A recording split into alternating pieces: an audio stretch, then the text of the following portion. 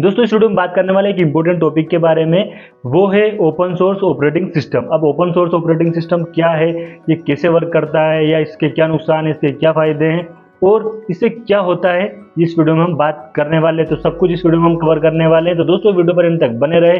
नमस्कार दोस्तों, मैं हूं आर के तोमर और आप देख रहे हैं टेक्निकल टेल्स। तो चलिए दोस्तों ये वीडियो हम शुरू करते हैं। तो सबसे पहले एक बेसिक चीज समझ लेते हैं दोस्तों कि ऑपरेटिंग सिस्टम क्या होता है। ओपन सोर्स को अभी हम छोड़ देते हैं, सबसे पहले समझते हैं कि ऑपरेटिंग सिस्टम होता क्या है। तो ऑपरेटिंग सिस्टम दोस्तों एक सॉफ्टवेयर होता है जो आपके मोबाइल के सॉफ्टवेयर और हार्डवेयर के बीच में कनेक्शन का काम करता है, इनको जोड़ने का काम करता है। यदि आपके मोबाइल से जो ऑपरेटिंग सिस्टम उसको हटा दिया जाए तो आपका मोबाइल जो है, या आपका जो भी डिवाइस है, चाहे वो आपका लैपटॉप हो, कंप्यूटर हो या और जो भी डिवाइस है, वो किसी काम के नहीं रहते, फिर उनमें आप कुछ भी चला नहीं सकते। बिना ऑपरेटिंग सिस्टम के आपका जो मोबाइल है वो वर्क, या आपका जो डिवाइस है वो वर्क नहीं करेगा। तो जो ऑपरेटिंग सिस्टम है वो आपके जो भी डिवाइस है उसके हार्डवेयर और जो भी आप चलाते हो, जितने भी एप्लीकेशन या सॉफ्टवेयर चलाते हो, उनको जोड़ने का काम करता है। यानी कि ऐसा सॉफ्टवेयर जो हार्डवेयर और सॉफ्टवेयर को जोड़ने का काम करता है। अब बात करते हैं दोस्तों ओपन सोर्स का मतलब क्या होता है। तो दोस्तों ओपन सोर्स का मतलब होता है एक ऐसा सॉफ्टवेयर, ऐसा ऑपरेटिंग सिस्टम जिसका जो सोर्स कोड होता है वो पब्लिक होता है, जिसको कोई भी देख सकता है, यूज कर सकता है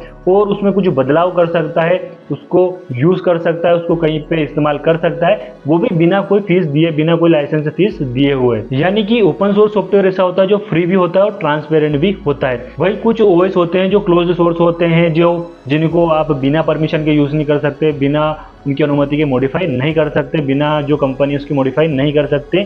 तो वो है जैसे आप विंडोज यूज करते हैं, मैक ओएस यूज करते हैं, ये सब जो है ये सब क्लोज्ड सोर्स ऑपरेटिंग सिस्टम है जिनका यूज आप बिना कंपनी की परमिशन के नहीं कर सकते हैं, या उनकी परमिशन के बिना इनको मॉडिफाई नहीं कर सकते हैं। चलिए दोस्तों यहाँ पर हम कुछ ऐसे ऑपरेटिंग सिस्टम जान लेते हैं जो ओपन सोर्स है, जिनका यूज हर कोई कर सकता है। उसमें पहला है दोस्तों लिनक्स। तो लिनक्स एक ओपन सोर्स ऑपरेटिंग सिस्टम है जिसमें उबंटू, काली लिनक्स और बहुत सारे इसमें जो ऑपरेटिंग सिस्टम है इसके बेसिस पर काम करते हैं। अगला दोस्तों एंड्रॉइड। तो एंड्रॉइड का जो बेस वर्जन होता है वो ओपन सोर्स होता है। हमने देखा है कि कई सारी कंपनियां जो एंड्रॉइड यूज करती है उसमें कुछ सॉफ्टवेयर में कुछ बदलाव करती है। जैसे जो भी जो कंपनियां, जैसे हम देखते हैं जो भी मोबाइल बनाने वाली कंपनियां हैं, तो वो अपना खुद का एक ऑपरेटिंग सिस्टम है वो भी एंड्रॉइड के साथ में देती है। यानी कि उसमें कुछ जो बेस वर्जन है उसमें कुछ बदलाव करके आपको देती है। अगला दोस्तों FreeBSD। तो ये ओपन सोर्स है और जो परफॉर्मेंस बेस्ड ऑपरेटिंग सिस्टम है ये। अगला दोस्तों उबुंटू टच। तो मोबाइल्स के लिए इसको डिजाइन किया गया है,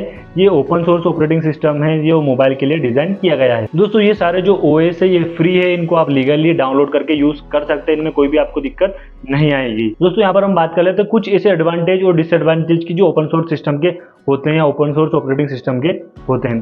तो पहला दोस्तों यहाँ पर फ्री ऑफ कॉस्ट। तो जो हमारा ओपन सोर्स ऑपरेटिंग सिस्टम होता है ये फ्री ऑफ कॉस्ट होता है, यानी कि आप इसको कहीं भी यूज कर सकते हैं, डिस्ट्रीब्यूट कर सकते हैं, इसमें आपको कोई भी लाइसेंस फीस देनी नहीं पड़ती। साथ ही दोस्तों ये जो ऑपरेटिंग सिस्टम होता है ये कस्टमाइजेबल होता है, इसको आप आपके हिसाब से कस्टमाइज कर सकते हैं, जो भी आप मॉडिफाई करना चाहे उसमें कर सकते हैं, क्योंकि इसका जो सोर्स कोड होता है वो पब्लिकली होता है, तो उसमें आप कोई भी बदलाव कर सकते हैं, आपके हिसाब से जो भी आप चाहते हैं उसमें बदलाव कर सकते हैं। अगला होता है दोस्तों जो ओपन सोर्स ऑपरेटिंग सिस्टम होता है वो सिक्योर होता है, क्योंकि इसका जो सोर्स कोड होता है वो पब्लिक होता है, तो इसका जो भी बग होता है या कोई भी इसमें खामी आती है तो उसको जल्दी से ढूंढ के रिकवर कर दिया जाता है, उसको जल्दी से ढूंढ लिया जाता है, क्योंकि ओपन सोर्स होता है और कई सारे डेवलपर मिलकर इसको चलाते हैं, जिससे आसानी से इनमें कोई भी खामी होती है तो उसको ढूंढ लिया जाता है। अगला दोस्तों एड्स और ब्लोटवेयर इन जो ओपन सोर्स ऑपरेटिंग सिस्टम होते हैं इनमें नहीं होता है, क्योंकि ये यूजर बेस्ड होते हैं। अधिकतर जो यूजर है जो इसमें बदलाव करना चाहते हैं वो कर सकते हैं, इनमें आपको कोई भी जो ब्लोटवेयर है या एड्स है वो देखने को नहीं मिलते हैं। दोस्तों जिस तरह किसी कॉइन के दो साइड होते हैं, इसी तरह जो कोई सॉफ्टवेयर है या कोई भी चीज है उसके भी दो पहलू होते हैं।